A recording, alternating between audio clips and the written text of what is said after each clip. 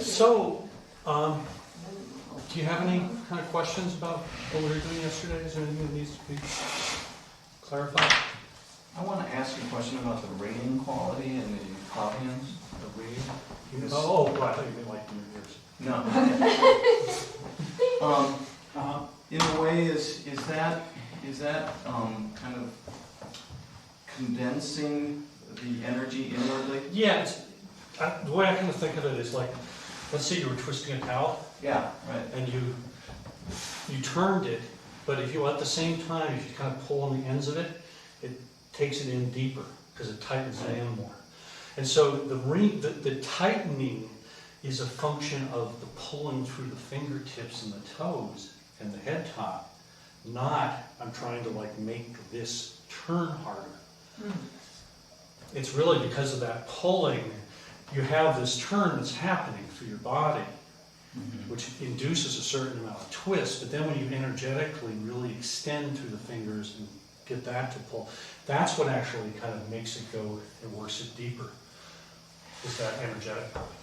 And it seems like definitely it's bringing and deepening the cross-body stretch. Is it also doing it on the Zongding? Yeah. In the sense that however deep you go in your whole system is about as deep as you go in your Zongding. I see. So it's doing it system-wide. Yeah, system-wide. And your kind of ability to experience what's happening in your Zongding is a function of how deep you're going. And really, the difference is if I'm doing an exercise and I'm focusing on my Zongding, and let's say my Qi really is dominantly still just in my Wei Qi, my Zongding is going to be, basically my experience of it's going to be kind of just my whole body going up and down, the energy going up and down from my whole body. I'm not going to have this kind of refined. And as it goes finer and finer, it becomes really like a thread.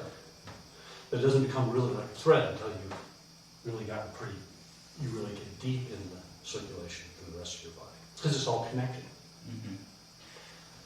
And to kind of review up to this exercise, I mean, the second Qigong sets some depth. The third Qigong establishes the channels. Establishes the channels, and then also, as you're doing the second one, again, this, like here, the pulling here, if I really get this pulling going energetically, it also helps deepen it. But it's more than, yes, more in the sense that it really establishes clearly where the channels are. Okay. But it too is doing a system-wide deepening. Absolutely. And each one of them does. You know. So there's real reason for the fourth to come where it comes. Yes, there is. Because it's using the first, second, and third. Yeah. And the third to come where it comes is it uses the first and the second. Right. And now, I never knew all this. now the fifth is going to come, which is going to use all the four. So Plus something else. You would never, you shouldn't arbitrarily start doing the fourth. Oh no, you can. But the thing is you probably aren't going to get as much from it if you do it. I mean, you can take any one of these exercises and take them in isolation and practice them and get a lot of benefit from doing it just on its own. Especially on kind of the mechanical level where you're just kind of getting your body opened up and loosened, and, getting some of the Qi pumping around and stuff. Absolutely, you're not going to hurt yourself by doing that. But there's a definite progression that takes place through the exercises, and if you do them all, you get more.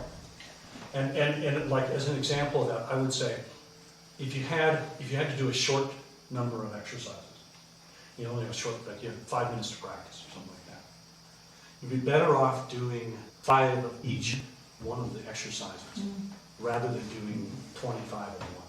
Now, it's not that you wouldn't get so many 25 of one, because you would.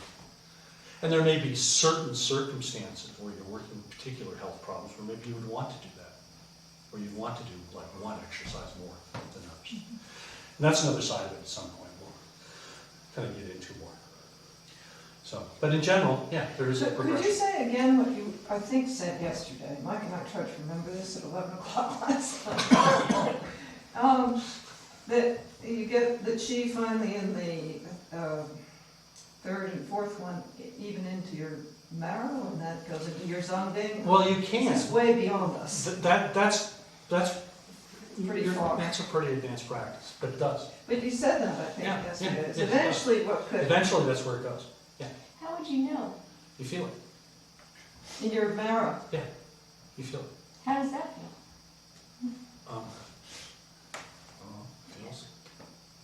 The way I felt it when I felt it is magnetic. Is that right? Yeah, I mean, it's hard to describe in some ways because it's Has hard. everybody getting different? Yeah, it's hard to really. It has its own quality. Yeah. It's not really exactly like the quality of other things. And that's one of the problems. One of the problems with kind of verbally describing what does this actually kind of really feel like is there's a lot of things that aren't really analogous to some of it. Fingers pointing at the moon. Yeah. Yeah. And it probably differs a little from person. Oh yeah. Well, how it gets translated into your own kind of like what it feels like to you is probably a little bit different. I mean, So there must be an advantage of it for the immune system definitely benefiting from something like that. I'll just tell a kind of funny story. In the Tai Chi classics, they talk about how your bones eventually become like steel. And you kind of think like, what are they talking about? Well, your bones actually do become very, very hard and strong. And one of my early on teachers who unfortunately died relatively young because he was one of the first Seabees ashore in Hiroshima. And so he was exposed to a lot of radiation. He developed leukemia. What was that? Lou Kleinsmith. Okay. And one of Lou's older students worked at the Veterans Hospital in New York, and he was a medical tech, and he worked in that field. And when they go to do when they go to extract bone marrow, they use these needles that are like these, Pills. yeah, I mean they're huge, because they basically slam them through the bone. They broke 6 needles trying to get one into Lou's bones. And apparently his response was, wow, I guess it worked. But I mean, the guy who's the tech who did it, he said it's just like never happened that he's had that many. I mean, he said every once in a while he might break one, but usually it's just the tip. He says it was like, he's never heard of that. And so I think there's something kind of to that. But that side of doing the practice is something that just develops as your whole system loosens and the chi goes in deeper and deeper and deeper. Now, there's some people that would look at this as an achievement course and that they gotta go deeper, and that this striving to go deeper, what would that do? As long as you don't, it's sort of one of those things where if you do it too much, the danger is it can, and I'll kind of go into this a little bit more because I'll explain this whole next exercise, but the danger with trying to go really deep initially is it can very often unloosen things energetically that the rest of the system hasn't kind of worked out enough to accommodate, and it can actually make you nuts. Yeah. That's Make you what? Make you schizophrenic, actually. Like a Kundalini. That's what Yeah. Yeah, happened. Kundalini. It can make you schizophrenic. So that might have happened last night, but we're covered this morning. And that's the danger.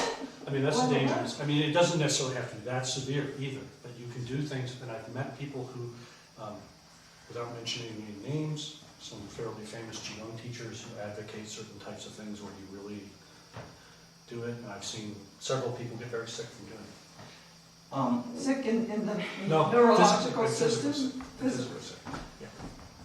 Because your system just isn't opened up enough to accommodate what happens with the energy. And So again, the Qigong set is a tonification, a slow process. it's a slow process. I mean, and it's not that slow, but it is a partially slow process. You know, it takes time to really get to do those things. And I really think it's a mistake to kind of try to jump to really the end of what you get without doing a lot of the stuff intermediate. Because So what are these people just ignoring what they're seeing happen, or? I don't know. Yeah, that's hard to say. I think it probably it's from person to person. It's a strong ego kind of Yeah. connection to Yeah. achieving something. Also, as things open, things are opening not just physically, but they're opening Right. And the You know, problem is, emotionally, mentally. when you're working on the really Yeah. deep levels, you're working on the really deep levels energetically, Yeah. which sort of leads me to going into the next exercise. Because I wanted to start working on this and kind of explain it, because this exercise is, what we've been doing is this spine stretch, right? And this is really a preliminary exercise. And preliminary. And again, this is one of the things that happened when David and I were teaching together, kind of tried to simplify some things. But the next exercise in the set is really energetically about linking up all the things we have done so far and connecting what's happening within your spine energetically to the three major points on the Zong being the upper, the middle, and the lower dantians.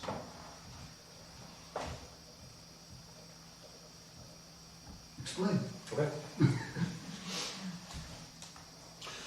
If you think of the energy in your system as kind of layers, you can kind of think of it as layers.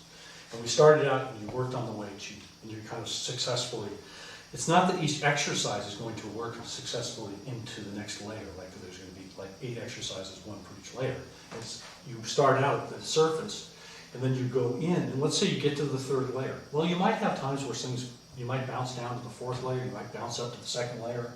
You know, you're kind of, it's not always like everything's uniform through your whole system. That's pretty rare until you've really practiced a long time. So what happens as you go through the exercises, you get into some depth. And just kind of so to understand it, there's sort of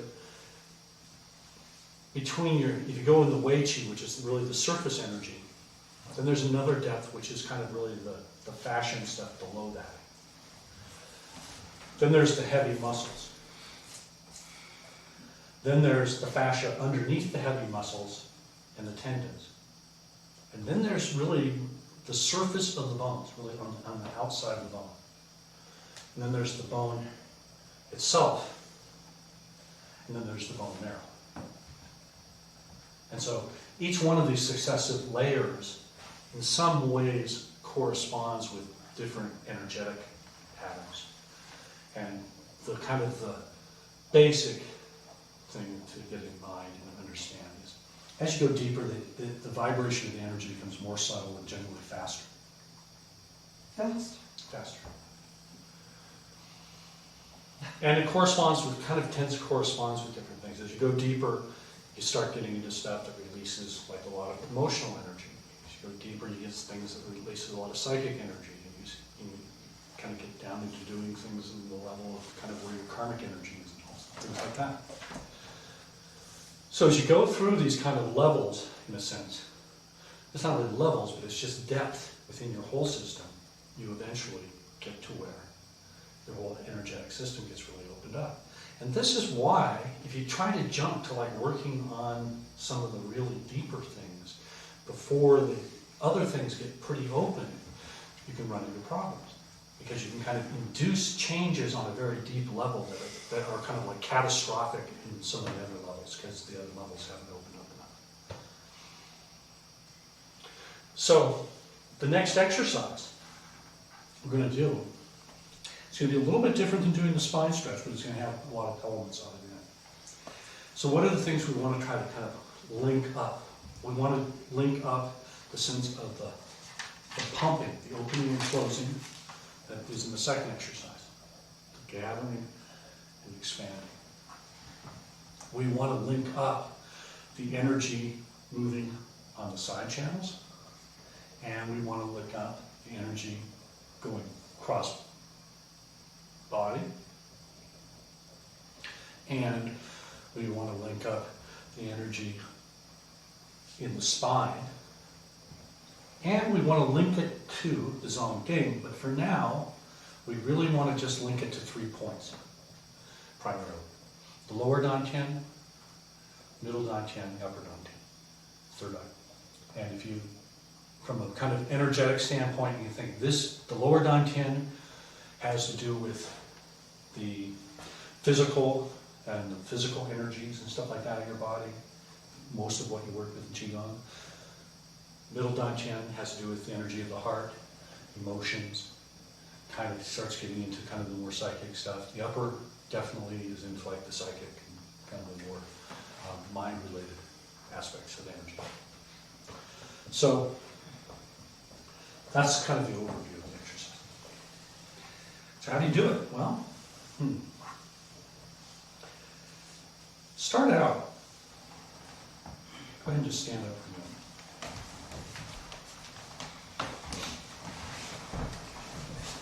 And go ahead and just rest, for now, your hands on your hips. Everybody do that. Have a little bend in your knees. And what I want you to start doing is this. I want you to think of four kind of like a clock in front of you.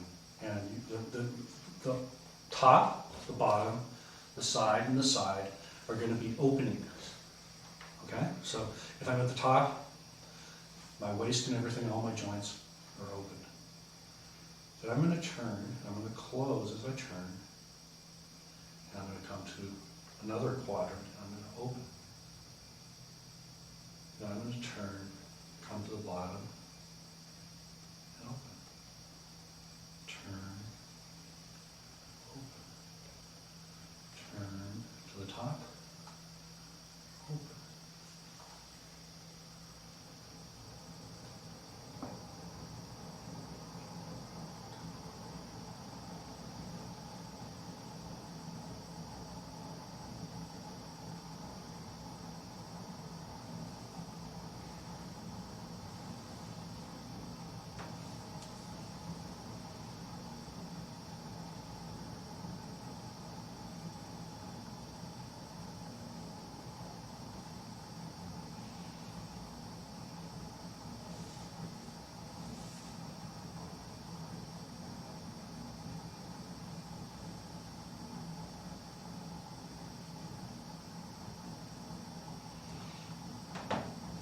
Now as you do this, internally, you want to get a sense of that internal opening going from at the top, third eye, on the sides, the down, middle dantian, and the bottom one, the lower dantian.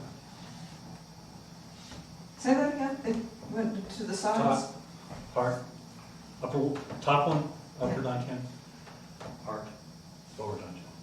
To hit the heart twice. Hit the heart twice. It's because it's in the middle. And so you're basically, as you do this circling and kind of closing and opening of the pumping of the energy, you want to try to get it to focus that opening and closing into those points. Could you say it again? Sorry. Just around the clock, Oh. the different parts. Third eye Uh-huh. at the top. Yeah, so you start with Yeah, that. yeah. Okay. Side, the heart. Uh-huh. Bottom, lower I dantian. see. Side, heart, top, Got it. third eye. Okay? Okay, Yeah. What do you mean by opening? Oh, Yeah, no. okay. Well, I mean, in the sense of, if you went back to the second exercise, there's that sense of kind of everything compresses and then releases So out. it's hard to release. Yeah. Bringing Yeah. the chi there. Bringing the chi in and then letting it go. Do we think of bringing it in as well as out? Yeah, Think of the second Qigong. Yeah. Yeah. Okay. Coming to the center and Yeah. expanding up. It's like you want But to at get these each spots. one of these points to Pulse it? pulse. Then the Mm. next one, pulse. Cool. And the next one, pulse. The next one, pulse. And we won't go crazy. It'll do it by itself, kind of, right? Yeah, I mean, to some degree. Well, it seems like there may be more clarification. You'll be opening in the third eye, closing in the transition Oh, to the heart space, opening in the heart space, Right. closing in that transition to the lower dantian, Okay. opening there, closing, opening, closing, opening. Mhm. great. Mhm. Thank you. Now, as you do this, let's just do it for a minute.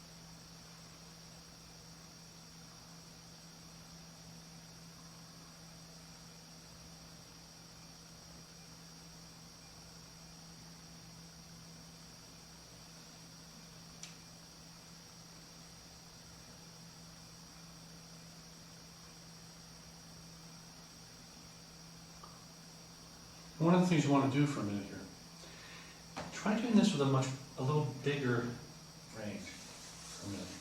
Just make the circle bigger, or maybe change direction. Just do it both ways. Should you be in constant motion? Yeah.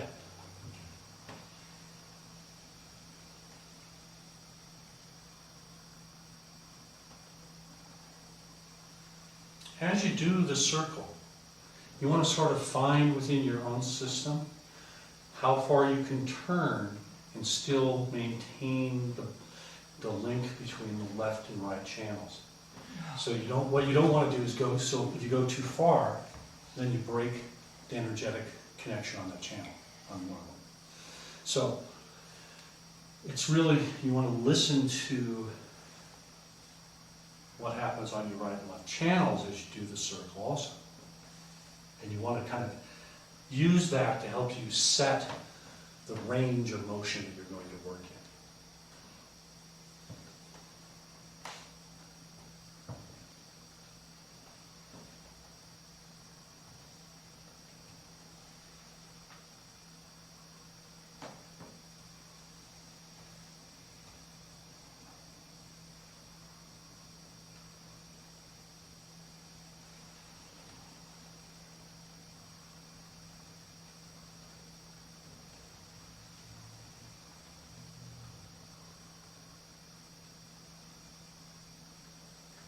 By watching you on the outside now, it looks like it's a closing. Yeah, I'm just doing a big circle right now. Okay, now you're opening, okay.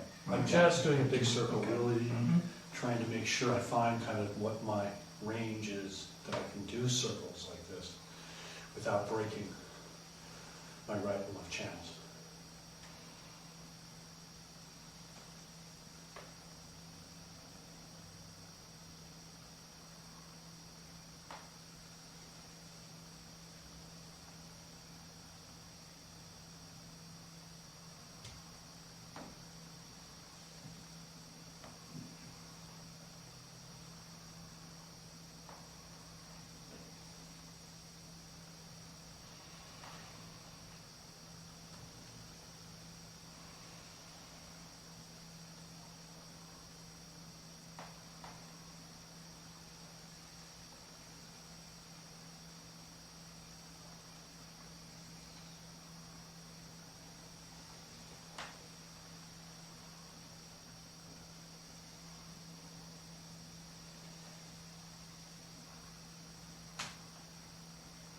Okay.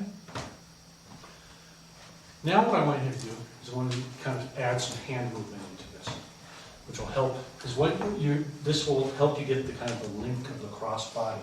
Now you could do this exercise without the circling, but you won't link the cross body into it, is what you won't get. So I could do the same type of thing where I close like in my lower dantian, release, close into the heart center, release, close into the upper, release. But I'm not going to get the same connection through the cross body energetic. So you're going to you would kind of like leave a piece of it out.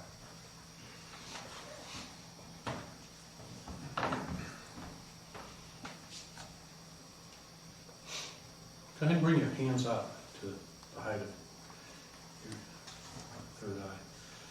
Okay, now if you went back to like a corner here for me, you're going to close in, go out,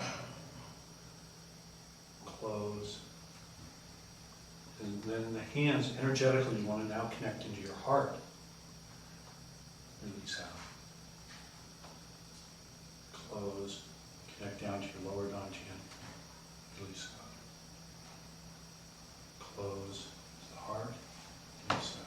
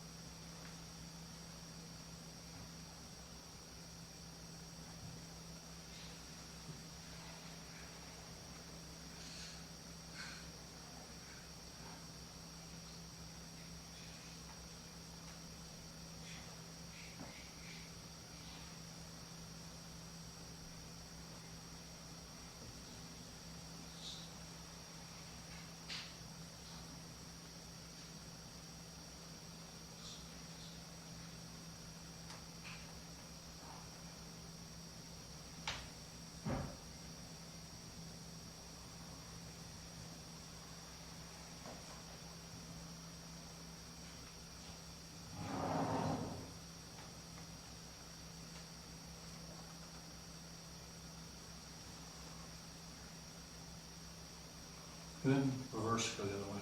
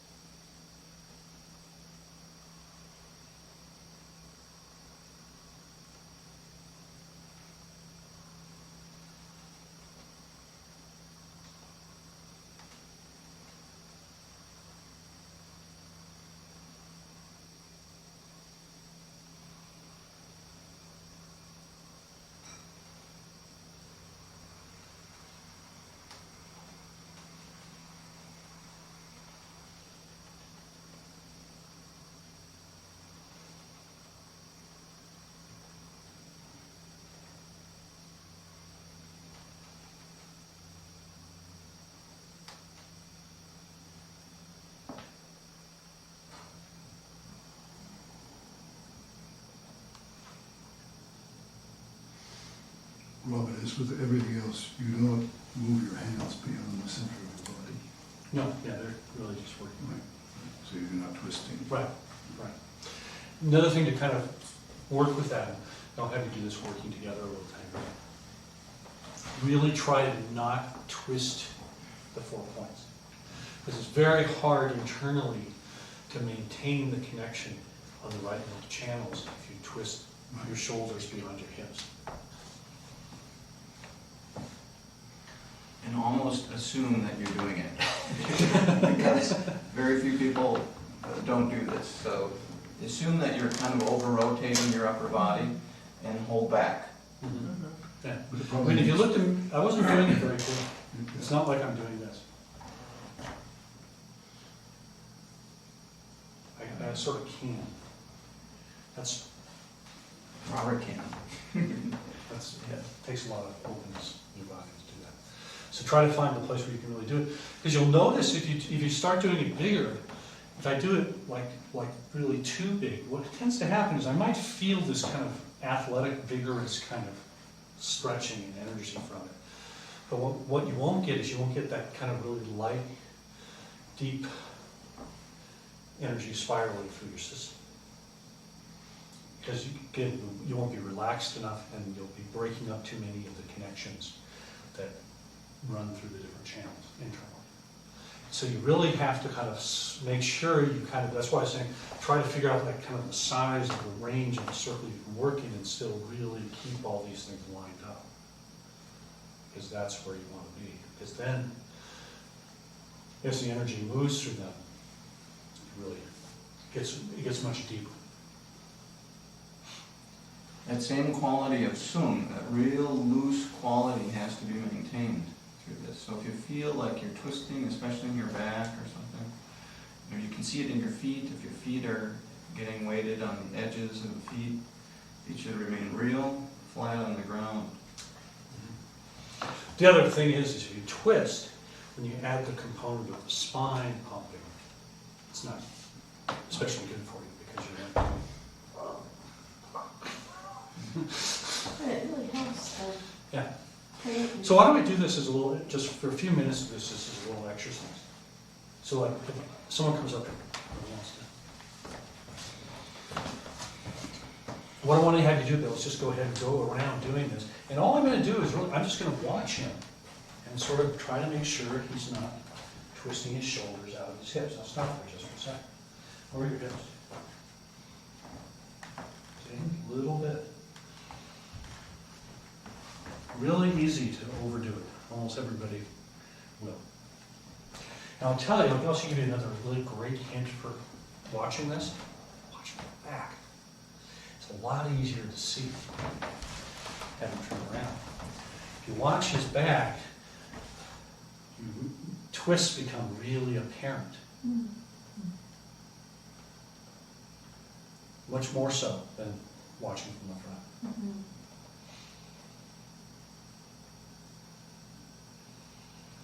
So I have a very small range of motion.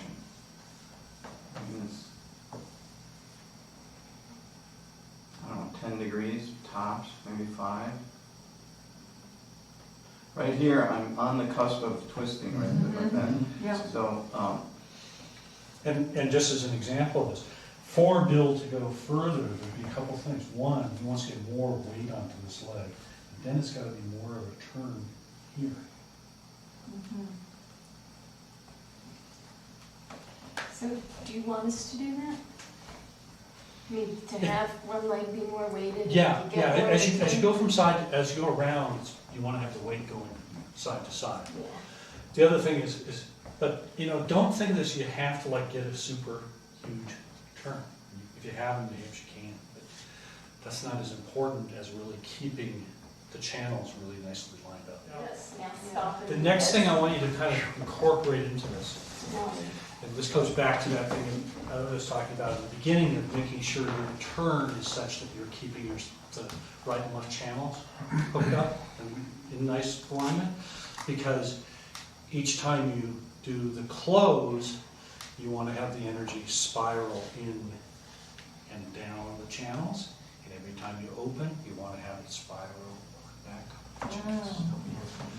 And so, this is why you need to really keep them lined up, because if you don't, then it's very difficult to have these So when connections. you open, you bring it up, You're bringing it up and it close through it. the, Just pulse in here, through the Tony, and hands. Kind of like the. feel the spiral in, So if I go from, spiral out. again, from the top, the energy on the right and left,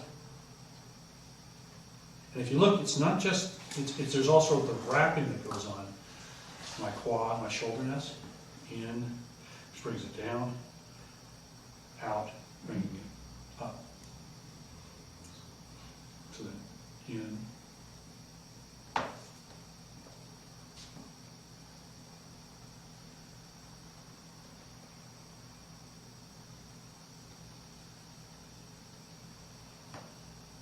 And how's it moving when you're going side to side then? Is it going through one channel, the other channel, or both channels? right now, really focus on just having both of them. These two. here. These two, yeah, not the crossing. Okay.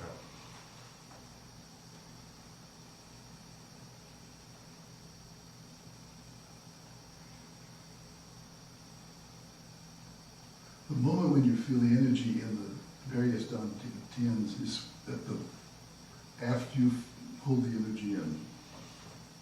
Yeah, no, it's each one, when I go here and I do this, Right. as I'm like going from this like heart that's Right. open, as I start turning and closing, my focus then goes into the third eye, closing into it, and then opening out, closing into the heart, opening out. So it's continuous. So it's continuous, yes. Think of Liu and Ji. Right.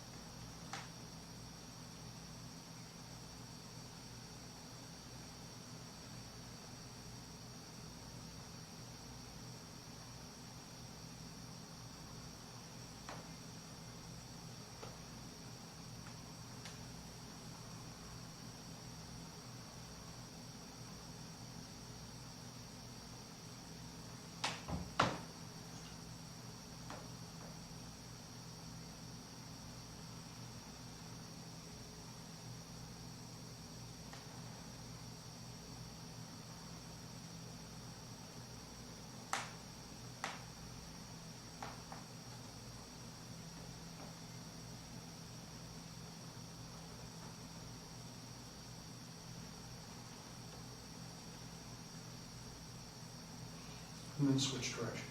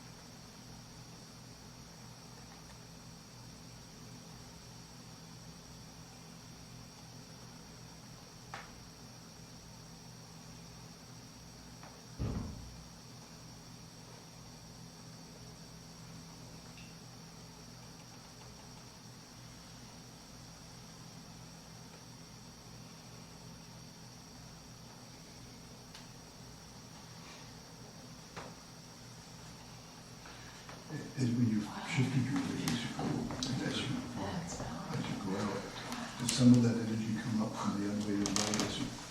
Yeah, yeah, just because you're getting both, you want to have both sides really, actually. Yeah, so both sides are weighted light. Okay. The next thing we want to incorporate into this exercise is the spine. Because what we've done is we've done the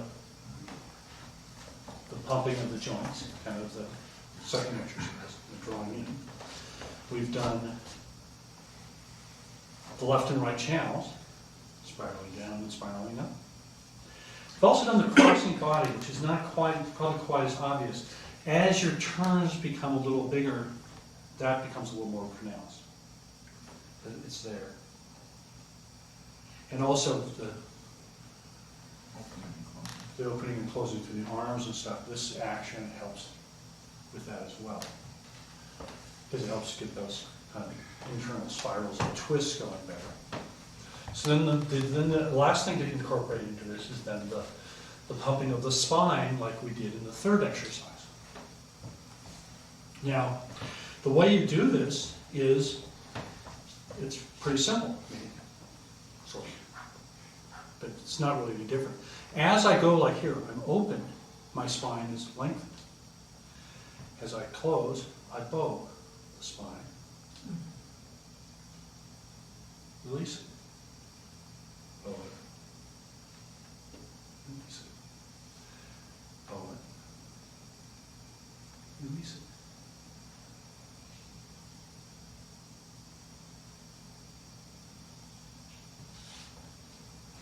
This is why it's real important also not to overturn, because as you overturn, if you look at my back for a minute, if I overturn and I bow, With the weird impression. what happens is I do this. I'm like this, and I bow.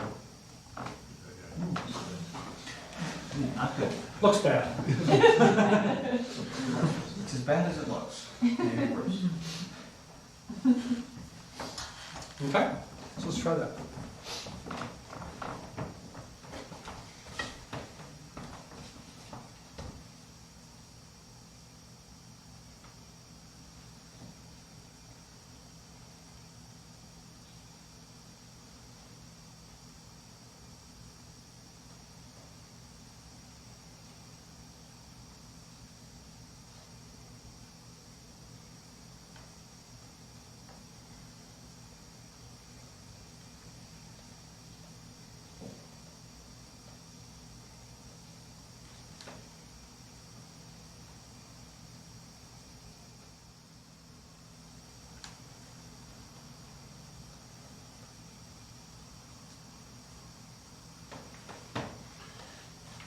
It really makes it hard to turn too far if you're trying to bow. It just doesn't feel right. No, it doesn't.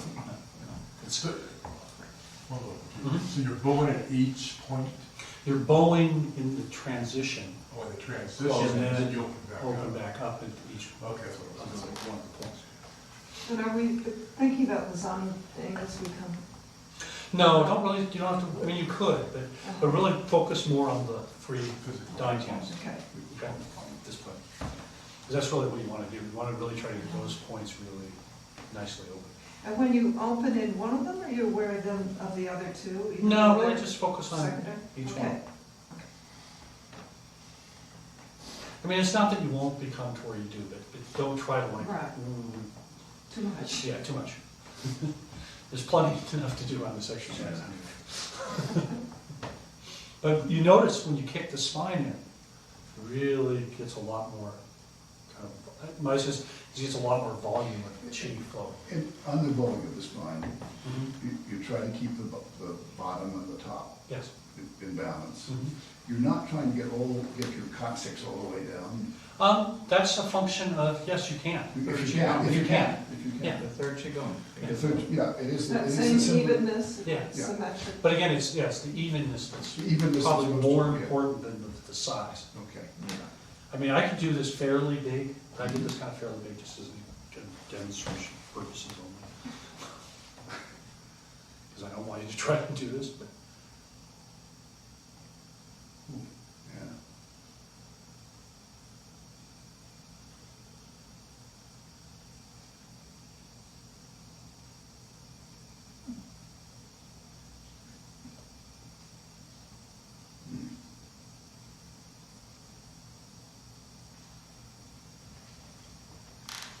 So you can do that because your spine is so open and your hips are so open?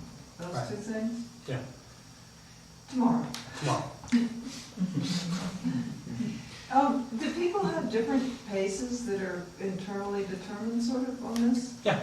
Oh. Yeah, I mean, as with any of these exercises, when you're, especially when you're practicing in group, it's good to do them kind of as a group pace, because there's kind of a group energy that gets cultivated better that way. If you stay with each other? Yeah, you stay with each other. But when you do it on your own, do it at the pace that feels like kind of the most comfortable for you. And the one thing I always think is a good kind of indicator is if you find yourself doing the exercise and there's like places where it feels like it's going, you're going too slow. Oh, too slow? Yeah. If it gets jerky, it's usually because you're going a little bit too slow. If you just speed up a little more, you'll probably find that it'll become smoother. So, I mean, the thing you want to try to avoid when you do that in terms of pacing is them becoming jerky. Because if you get that, what happens is sort of like your cheek gets stuck and then stick, break. And so you don't end up with the smoothness and the kind of the fluid continuity that you want to have in doing any of the exercises.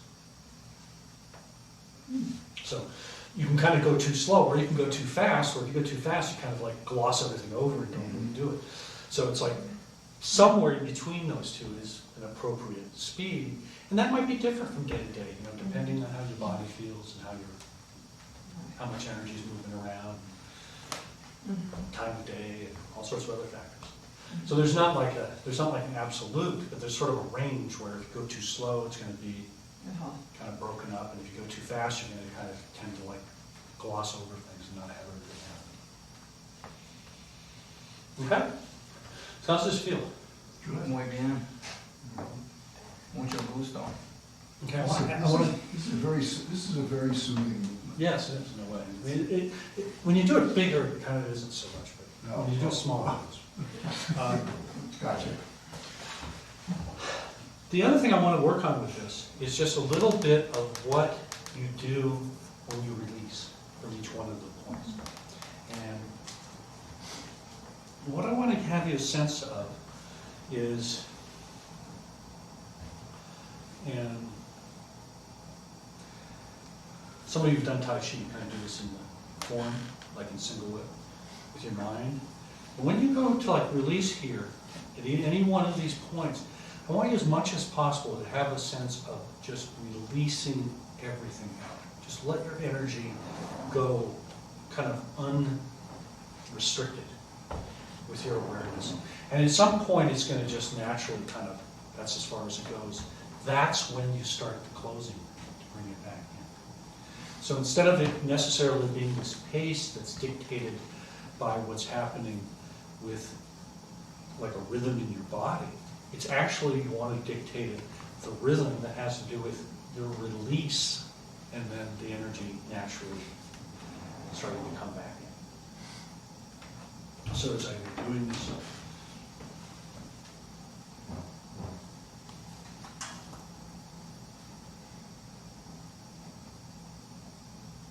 so in doing it this way, your pace might be different than someone else's because your release might be different. It might be the same.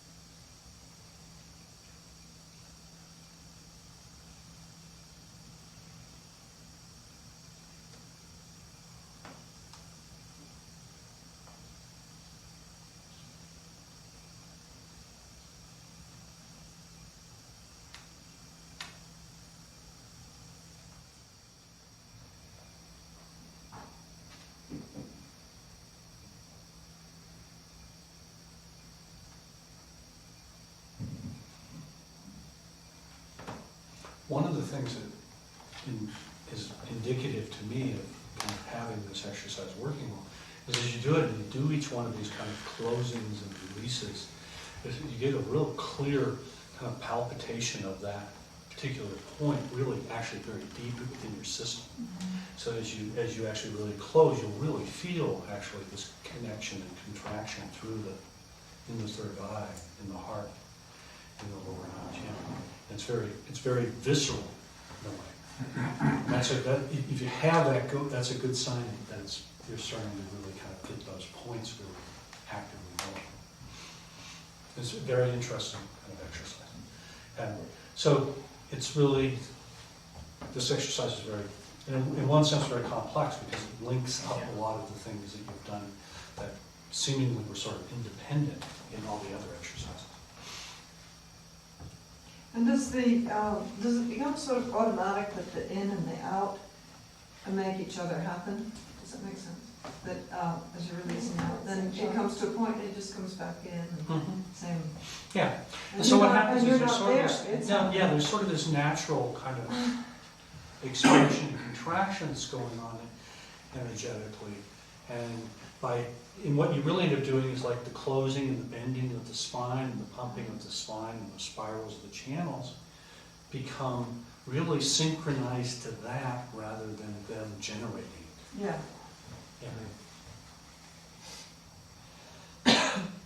And sort of the more that you kind of get that, then the more natural the movement becomes rather than it being kind of like something you're trying to force to happen. At first that's a little hard, but it kind of kicks in. And they really all work at once, together. How do the spirals work? Are we doing that when we turn? Is that? Yeah, Or the up and down is a spiral? both up and down and cross. That's if you just went and did this, you could do the up and down, but you wouldn't get the crossing. Turning is essential for basically getting the crossing. Just going to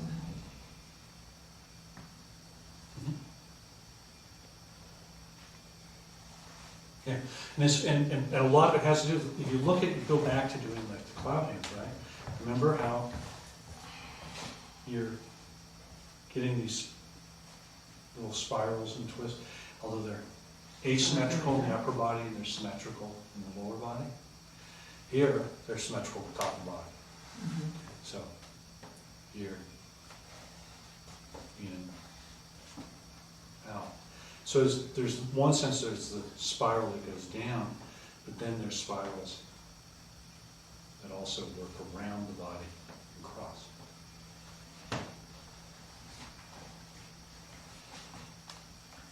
not to think too much about that. No, I mean, it's sort of like, that's kind of that's the pattern. Yeah. And it's more, allow your body to get looser up and just kind of, as you may not have them all connected right now.